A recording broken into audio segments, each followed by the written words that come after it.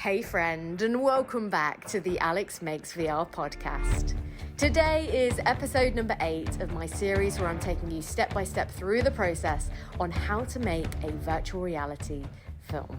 And in today's episode, guys, we're talking about the super sexy subject of paperwork. Oh yeah! Get your producer hats on because it's time we talk about admin and logistics. And I joke, but actually, one of the most telltale signs on whether or not your production will be a success, whether you execute it properly, whether it looks a well-finished and well-thought-through project, will be dependent on how well you prepare.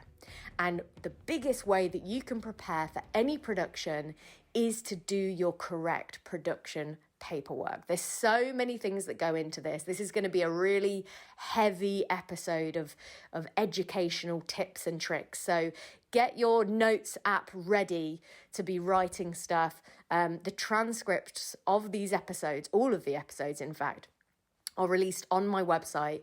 So if you want to have a kind of record of what I talk about, you can go to alexmakesvr.com. And whilst you're there, I would highly recommend you sign up to my newsletter.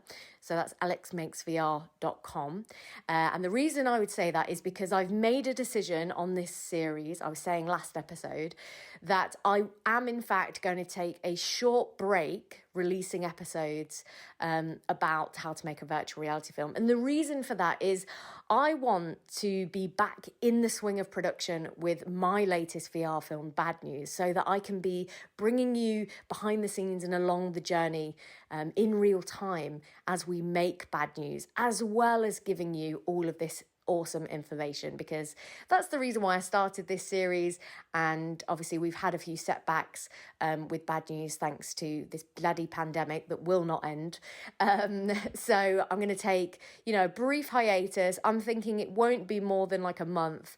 So please sign up to the newsletter at alexmakesvr.com and I will let you all know when these episodes come back.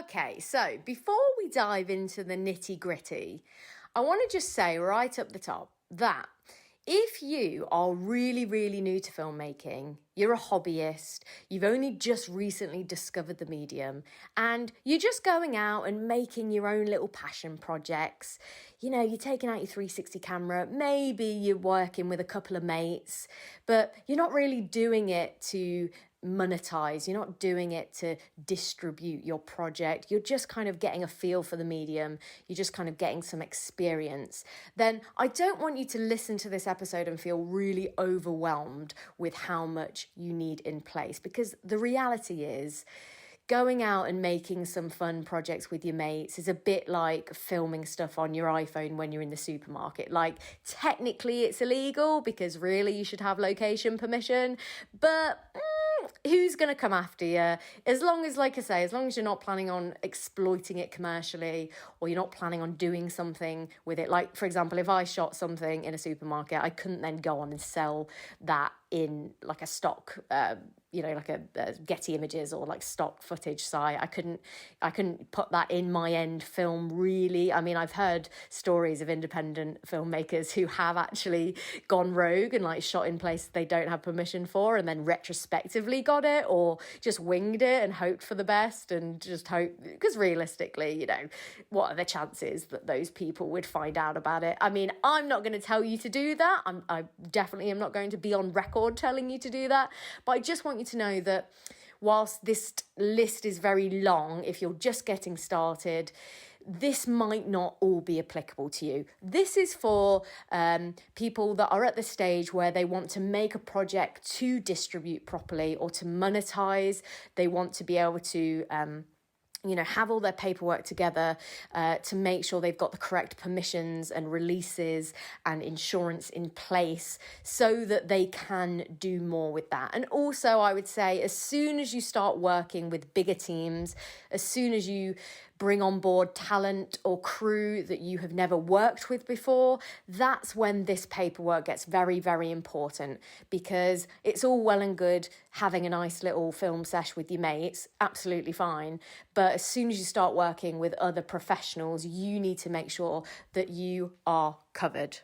Okay, so before we dive into the nitty gritty, I want to just say right up the top that if you are really, really new to filmmaking, you're a hobbyist, you've only just recently discovered the medium, and you're just going out and making your own little passion projects, you're taking out your 360 camera, maybe you're working with a couple of mates, but you're not really doing it to monetize, you're not doing it to distribute your project, you're just kind of getting a feel for the medium, you're just kind of getting some experience, then I don't want you to listen to this episode and feel really overwhelmed with how much you need in place, because the reality is going out and making some fun projects with your mates is a bit like filming stuff on your iPhone when you're in the supermarket. Like, technically it's illegal because really you should have location permission, but who's going to come after you? As long as, like I say, as long as you're not planning on exploiting it commercially,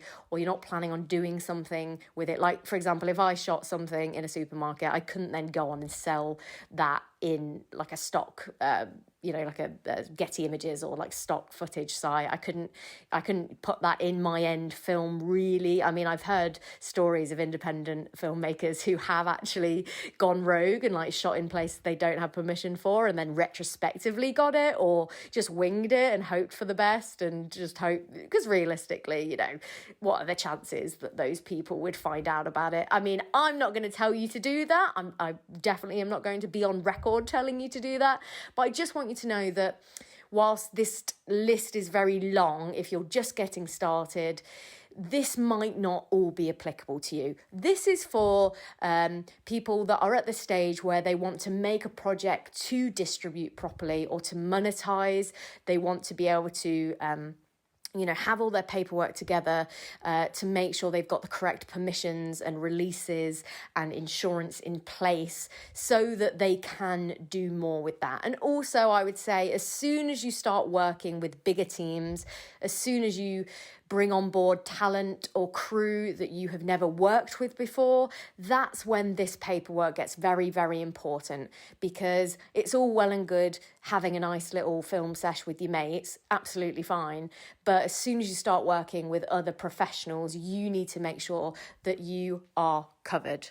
Obviously, if you're working on a huge production or you're working on some insanely, hush-hush project, then of course you're going to need an NDA in place. So over to you on that one. So let's talk about each of these key paperworks and what needs to go into them. So let's start with production insurance. Production insurance was probably the biggest one. It's probably the most important one for you to have in place, especially when you're working with a bigger team, especially if you're filming anywhere in public with lots of kit.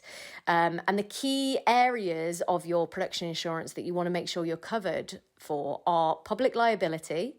In the UK, they usually recommend a minimum of 10 million pounds worth of public liability insurance. And that is, say, for example, you're filming on a street and you've put your tripod to the side just because you're doing like a shot or something, or like you've laid down your camera bag and someone walks along and trips over that bag or trips over that tripod and they break their arm, you're liable for that. They could sue you for that. So your public liability insurance just ensures that you are covered in the event that someone in the public is hurt during your production. So that's a key piece of the insurance. Equipment and hired in equipment cover is quite important as well, especially if you're hiring in production equipment. I remember when we did Key to Like, and it was really funny because the sound equipment, we had to get, I think it was something close to like 40 grand's worth of equipment cover, as in, the cover had to cover at least 40 grand's worth of sound equipment. Whereas the camera was like, 2-3 grand, because it was just like a load of GoPros stuck together. Like, literally wouldn't have cost anything to replace compared to the sound gear. And that always made me laugh, because obviously on traditional film shoots, you've got red cameras that are like 40 grand just for the body, and then 20 grand for the Cook lenses and all of that jazz. And there's us with our tiny little GoPros. Anyway, so equipment insurance that covers hired in equipment as well as your own personal equipment. And then employers' liability insurance or professional indemnity insurance is also quite good to have. And, whereas the public liability covers the public, employers covers your crew and your cast and anyone that's under your watch. And I remember that was something that kind of never really occurred to me until we did Key Like that project. Swear to God, I wish I'd done a series like this when I was making that, because I learned so much on that. It was literally a baptism by fire, because it wasn't really until we started bringing on board kind of big name talent and crew, like extended amounts of crew, that I really had to like watch myself and make sure, as the production company, Cats Are Not Peas, we were covered in the event that anything happened to anyone on set. Because as the person, in charge of this shoot, if it's your production, then you're liable. So I don't want to scare you, but just make sure you have the proper production insurance in place. It's so worth it. I mean, in the UK, it's, for a smallish, medium kind of production, it's no more than kind of £600-700, which in the scheme of things, could end up saving you millions, or, could save you a lot of heartache if anything goes wrong or if any equipment gets damaged. So always look at getting your production insurance. And there's loads of companies that do specific production insurance for films. Virtual reality and 360 is obviously a subsection of film, so you might want to make sure that the insurance company is aware that you're doing a very specific kind of film making. But yeah, just make sure that you get production insurance. So important. Okay, let's move on to call sheets. So when we think about paperwork, the key things is obviously making sure that we're prepared, but also making sure that everyone involved in the production knows what's expected of them, what the key information is, who the key contacts are, everything that someone might want to ask or might want to know to feel confident going into a shoot, you want to include on this call sheet. It just saves so much time, because the truth is you could get away with not having a call sheet. If I've thrown shoots before last minute that people are just WhatsApping me constantly to ask, okay, where am I meant to be, and what time, and what am I supposed to bring, and is there a car park, or is it all of this information, this logistical stuff that realistically, if you just had it all on one sheet, it would just save a lot of time. So call sheets, the key information you need is it depends on how big or small your team is, but realistically, you want the key contact information for everyone involved, really, so that everyone can get in contact with everyone else if necessary. So you might have a list of all the key crew and all the key cast, and you might have their phone numbers and email addresses. Mainly just phone numbers though, so that on the day, if say for example, I don't know, your camera assistant doesn't turn up, the first AD or the producer on the shoot doesn't need to go to someone else to try and figure out how to get in contact with the person. They can look at the call sheet, they can call them up, they can get it sorted. This is all about making your life as simple as possible, making sure that everyone is confident and prepared going into the shoot. So all the key contact information, and you especially want to highlight who everyone should be contacting in the event that they have questions. This person should not be the director. Again, if you're working on a small shoot and you are producing and directing, then yeah, of course, that's going to have to be you. But if possible, you need to delegate that out to someone, because that is the person that people are going to contact if they're running late, if they get lost, all of these things that you don't really want to be dealing with if you're directing a shoot. If you're in the throes of setting up a shot or working with some actors on a different scene and you're getting rang by another cast member to say they're running late, that's not something you want to necessarily deal with. So make sure that, as well as all the key information for everyone on the sheet, you want to highlight who people should contact. So that should usually be your first assistant director or your producer. And you say, like, in the event of any questions, or your key contact on set is this person. Okay, so that's really important.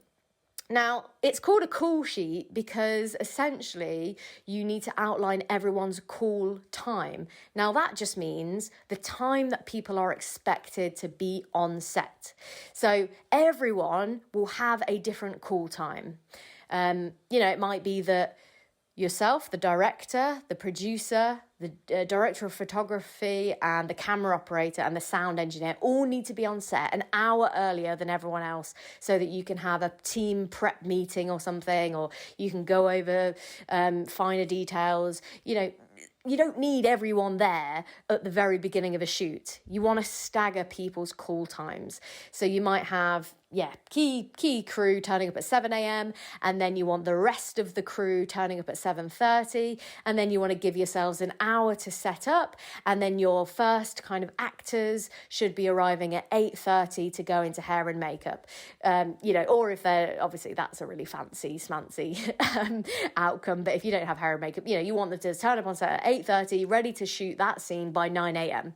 That's the way you want to think about it. So you put individual call times on the call sheet so that that person knows, okay, I'm expected to be on set for 9 a.m. Okay. And you don't want to, if someone is shooting a scene at 9 a.m., then their call time shouldn't be 9 a.m. Their call time should be earlier to make sure that they've got time to park up, get on set, get familiar with people. If they need to do hair and wardrobe, they do that. Obviously, especially in COVID times, you don't want people hanging around more than they need to be. So don't get them there 2 hours early, especially if you're paying them, because you might be paying them by the hour. But you want to make sure that you give yourself a buffer so that, and let's face it, like we all take ages to set up, and nothing ever runs on time anyway. But you want to get them there with enough prep time to make sure that if they are running late or anything like that, that they are there ready to go. Okay. Let's have a look at my very extensive list. So we've talked about call times, key details on the location. So this is quite an obvious one, but obviously you want to have, say for example, if you've got 2 shoot days, on the first shoot day, you want to outline every single location that you are planning to shoot at that day. And you want to outline not only the location address, but you also might want to include things like maps, a photo of the building. You might want to highlight any specific information about the location that would be useful. So for example, like where I live is kind of like a weird cul-de-sac, and it's on GPS. It doesn't properly take you to my house because it's kind of like, it's a cul-de-sac that's then off the road. So I would have to write on a call sheet, if we were shooting at my house, I would have to write, this is the address, follow the GPS right round to the end of the cul-de-sac, and then park up in that drive, and you want to walk straight ahead, and the house is on the left. You want to be very, very specific. You want to give as much detail as possible, like I said, so that you can pre-anticipate any kind of questions, anything that could potentially go wrong or could hold up production. You want to pre-anticipate that and put that on your call sheet. So key locations, maps, photos of the buildings, photo of the kind of the path, anything that's a bit strange or different, just to familiarize people so they don't need to be contacting you saying, where is it? Obviously you want things like car parks. Like if people are going to be driving, you want to give them the correct driving instructions. And most people would use like the Maps app on their phone, but just in case, you want to give them kind of a few key instructions on, say for example, if you were driving on the motorway, exit at number 15 and follow through till you see rugby or whatever. That's just obviously like off the top of my head, but you want to kind of give those kind of instructions. If someone is coming by public transport, again, you want a similar kind of thing, get the train to this stop and then change to this one. The train station is a 10-minute walk away from the location. Again, you're giving people that information. Okay, so if I'm an actor and my call time's 9 and I'm getting the train and they've told me that it's a 10-minute walk from the station, now I know that I need to set off at this time. Do you see what I mean? So the more detail, the better. Let's have a think. You also want things like, I'm just trying to think, just reading my notes here. Oh, of course, like health and safety procedures, if there is any. You want, like for example, if you're working in a building that has a specific fire drill or anything like that, you might want to kind of include that on your call sheet. You want to include the nearest hospital and police station. You also want to say, you know, obviously, if everyone is from your country that you're filming in, then people will know, like, oh, I need to call 999 in an emergency in the UK, or 911 if it's an emergency in the US. But just assume that everyone doesn't know that. So you want to put that kind of information on there and include the address for things like the nearest hospital and the nearest police station in the event that there's an emergency. You also might want to include things like specific wardrobe notes. So, for example, if you're getting your cast to self-wardrobe, then you might want to outline which wardrobes kind of options they need for that kind of that day. If you've not already pre-decided what wardrobe they need, then maybe you want to outline what wardrobe you'd like, what options you would like them to bring with them, outlining, you know, don't have anything that could possibly strobe the on camera, that kind of thing. So you could include that. If you are expecting them to do their own hair and makeup, maybe kind of specify, you know, please do that before you get to set. Or if they're going to have that done on set, then outline that just so, again, that they know.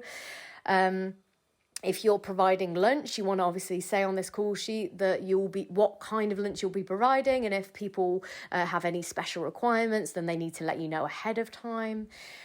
What other things do you need? Things like, this is one that I only really found to be important after I did Key to Like, unfortunately. Because like I say, it was kind of, I was just learning back then, and I wish I'd known this to kind of put this in place then. But I should have said on the call sheet for Key to Like that there were to be no behind the scenes photos or videos taken by anyone on the cast or crew who weren't the official behind the scenes videographers, because we had someone from a very popular TV series on set.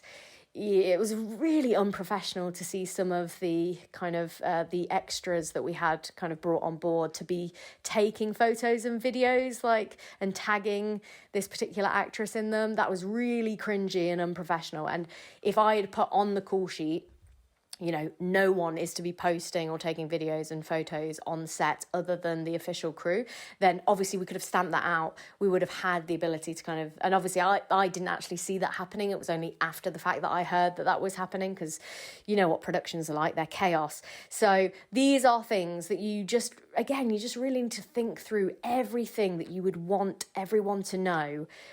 Put it on the call sheet.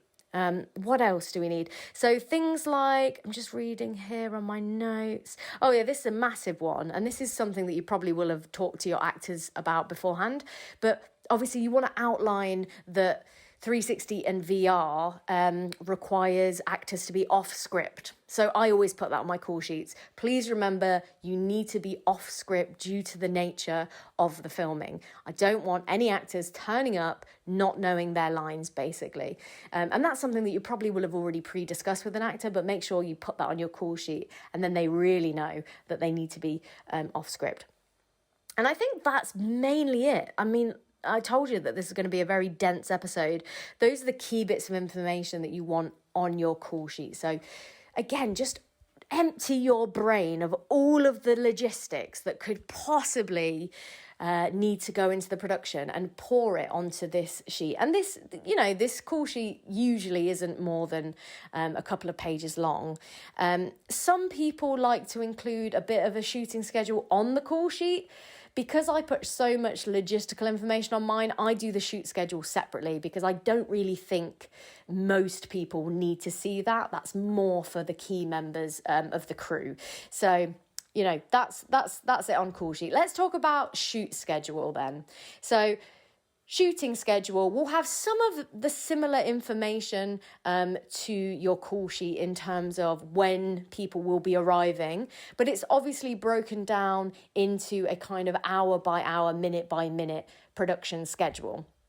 So mainly this is for your first AD or producer to use to keep the production on track. So this is to make sure that you're on time, because, you know, if you've not done scene 5A by noon, then you know that you're going to create a massive backlog. So this is for someone to kind of keep track of time and make sure that you're not going to overtime. And the reason you don't want to go to over production time is, again, firstly, people's time is valuable. You don't want people sitting around and stressing people out by having super long days. But also, if you're paying people, you know, you might run into overtime and you don't want to take the piss. So production schedule is really helpful to kind of keep yourself accountable to staying on track with timings. So let's talk about what else you need to include. So you might want to include things like what scenes you're shooting in that particular day. So especially if you've got multiple days of shooting, this applies to your call sheet as well. Your call sheet and your shoot schedule will be broken down into the individual days. You tend to have one for each day. You don't want to overload people with information, because there's already quite a lot of information to include. You don't want to then double up and be like, oh, and then on Tuesday we're going to have these locations and these, you know, this is all the information you need for that, and these are your call times for that. Keep it separate. So for the shoot schedule especially, you know, let's break it down the day. So we're going to start at 9 a.m. We're going to finish at 6 p.m. We're going to have key breaks, our lunch at 1 p.m. Key kind of tea breaks are going to be at 11 a.m. and 3 p.m. For 20 minutes each or something. So you want to break down where those breaks are going to be, so people can kind of like see that on paper. And then this shooting schedule wants to cover everything, including setup, including voiceover time, including a company move, which means when you move your whole camera crew and everyone to a new location. It needs to include the breakdown of, actor 1 gets on set for this time and goes into hair and makeup for half an hour. And then we will begin shooting the test shoot of scene 1. Once we've done the test shoot, we want to render out a draft stitch. That'll take 20 minutes roughly. We will review that stitch and then begin shooting properly for, recorded takes as of this time. And we're going to do that for an hour. And then that actor can then go home. So you want to be breaking it down, not just in what scenes you're going to be shooting when, although that's obviously very important, because often you'll be shooting scenes out of order. You won't be shooting your script chronologically. You'll be shooting everything out of order. Obviously that stuff is important. But then equally as important is things like, let's say, let me give you an example. So on a recent shoot of mine, we were finishing up, when I say we, myself, the director of photography, the camera department, so that included two camera assistants and one DIT, a production assistant and a script supervisor. We were all finishing up a scene in a boardroom, but the next scene we were going to go shoot was in a canteen. And so in the canteen, we needed ahead of time for things like the area to be cleared, for people to be notified that they needed to leave, because all of that that's going to take time, isn't it? And I would rather a production assistant go and do that half an hour before we're due to shoot there, so that we can rock up and get straight into it. So on the shooting schedule, it says, main crew, and it would probably list who is required, shooting scene 1A, for example, for 2 hours, but half an hour before they are due to finish, production assistant A to go to location B, canteen, to clear area and put props in place. And then half an hour later, you would write company move to new location, DIT to backup files. You can really go into granular detail of what everyone is expected to do. If you were using different kinds of cameras throughout the day, if, say, for example, you were going to use like an Insta360 Titan for some scenes because it's a nice big open location. You want that full dynamic range and that full resolution. We're going to use that camera, but then we're going to shoot in, we're going to shoot an action scene that's going to require having a GoPro Fusion mounted on someone's head. Those are the kind of things that you would want to write into the shooting schedule, because then the crew can prepare. And so they know, even before you finish shooting one scene, they know that one of the camera assistants is going to have to go and set up that new camera ready to mount onto the actor for the next scene. So it's all about, when you think about it, really all the call sheet and the shooting schedule is about is just pre-anticipating what people would need to know. Just brain dump on them in obviously a very organized fashion, but just every possible question. Be as prepared as possible. The more prepared you are, the easier things are going to be if you need to change on the fly, because everyone can see on paper what's required of who, when. And obviously it's so much easier to work from that place rather than everyone just standing around waiting for someone to tell them what to do next. Okay? What else might you need on there? We've talked about shots. We've talked about when kind of cast are arriving. And like I say, if they need hair and makeup, to add in some time for that, things like that. When key kind of cast are wrapped. Yeah, I think that's it mainly for shooting schedules. So we've talked production insurance. We've talked shooting schedules. We've talked call sheets. Let's talk about releases. So your release forms are really these are the kind of legal bits that are really going to be majorly important if you want to commercialize your project. Even if you end up not making any money from your project, if you intend to try and make money with your project, if you intend to show your piece publicly, you need to have permissions in place. So your kind of key releases, like I mentioned at the beginning, are from cast members, public if you're shooting in a public place, and locations they are using. And if you are shooting in those places with the intent to commercially exploit your project, you need to write that in your contract. You can find loads of different templates for these. If you literally just Google talent release for film production template, I'm sure there'll be 1,000,001 that come up, and you just want to find one that makes sure it covers like as much as possible. But realistically, the key bits are that they are, for example, with the cast, that they are giving you the rights to kind of use their likeness is often the word for it, their likeness and their performances for this particular project, to kind of commercially gain, or, however it's worded. You want to make sure that you've got the express permission to use this, use their kind of the takes of their performance in perpetuity and globally. And so what that means is that you can use it forever globally, right? And here's the thing.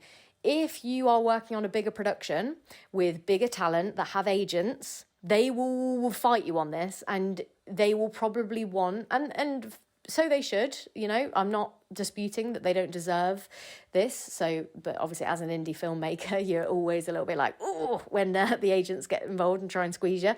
But they will probably want a fee for usage. So it's called a usage fee, which is basically on top of the money that you pay them to just do their job, to show up on set. It's usually a day rate for either rehearsal and production, or should I say either or, rehearsal and production. But on top of that, if you want to use this thing publicly, internationally, especially if you're going to try and make money from it, they will probably require a usage fee, which pays them more to give you that right. So these deals are super, super different depending on the project, depending on what the context of the project is.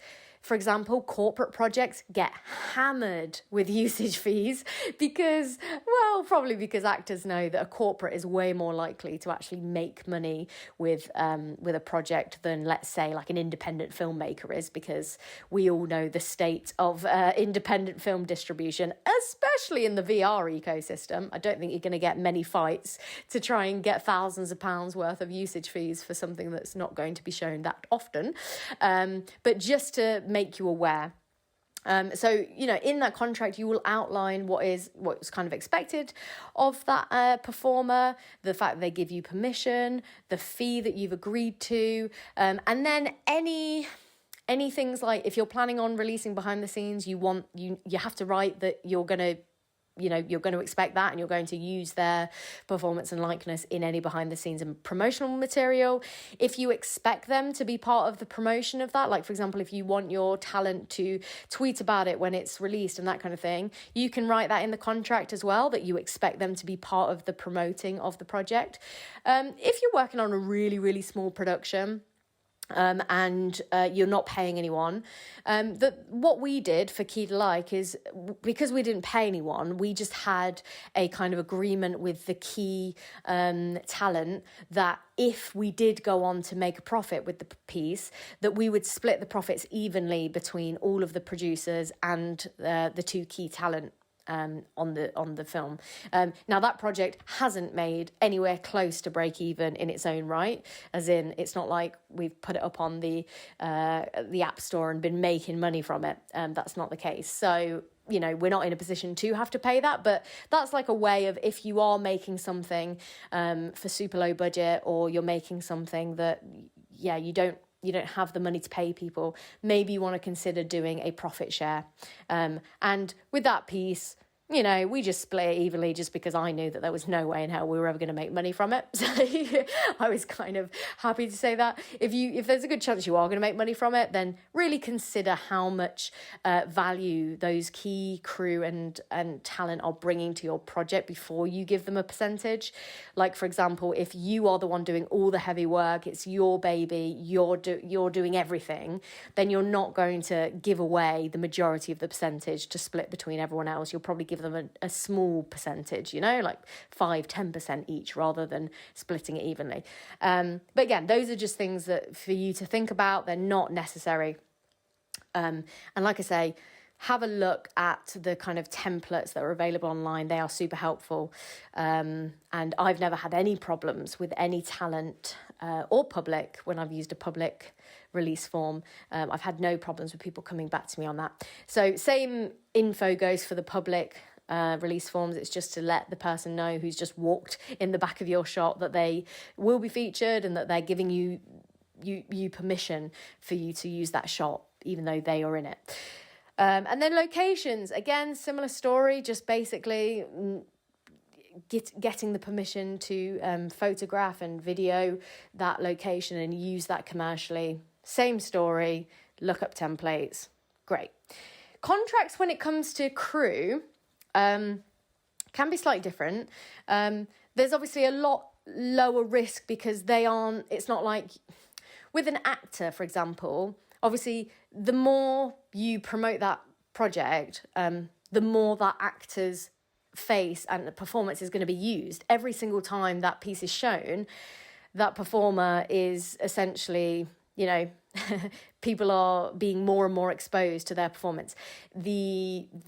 They are constantly kind of at the forefront, the face of your projects, right? That's why you have such an in-depth agreement with talent.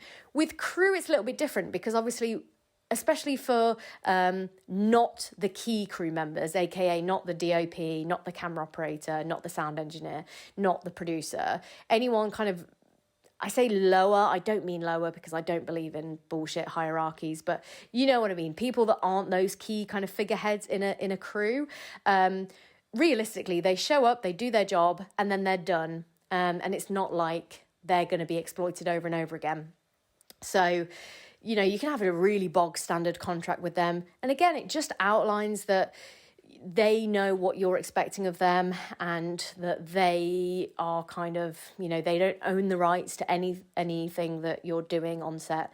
And again, if you just search something like terms of service, production company, for subcontractors, something along those lines, or like production company subcontractors agreement, something like that, templates, you'll find something which basically just outlines what you're expecting of your crew and just what they're responsible for, and the fact that, if they bring, it's things like if they bring their bag on set and something gets broken, that's not your problem, that's their problem. They have to look after all of that jazz. That's in that. And then with your key, I would say mainly actually this applies to your director of photography.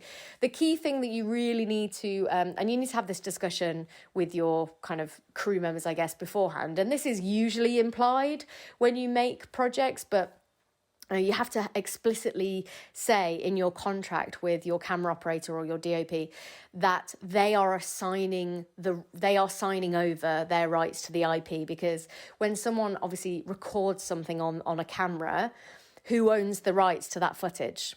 So the production company is the answer. The producer or the production company for that project owns the rights, but you have to get your director of photography or camera operator to agree to that. So for example, in just like a normal client situation, you would usually have in your contract that, although you're the one who's filmed for 20 hours and you've got 20 hours worth of rushes, worth of kind of, video footage, ultimately your client owns the right to all of that. So you can't use any of that footage in any other projects. You can't use any of that footage in any other videos for any other clients, because it's not yours. Once you've finished the project with your client, that client owns all of that. Okay. And this is a similar thing. It's basically making sure that although your camera operator has done this project for you, they can't take any of the stuff that they've recorded and use it elsewhere, and they can't commercially gain from it. And you might want to put in your contracts with all key and talent whether or not you're going to allow them to use samples from the project in their show reels. That's a big one, especially if you're NDAing a project. You might want to explicitly state that people can't use it in their portfolio, or they can't use it, until the piece is public or whatever. Most people will agree to that, no problem. It's just that you need to outline that. So we've talked contracts. Last one really is risk assessments. And again, if you search risk assessment production company template online, you'll find loads of them. But in a nutshell, you really want to just kind of outline any potential risk to someone's health and safety on a set. And you want to outline I think it's usually broken down into kind of like what the hazard is and how you've prepared for that, and what you're going to do to minimize the risk. So for example, with Key to Like again, for example, we were shooting in public.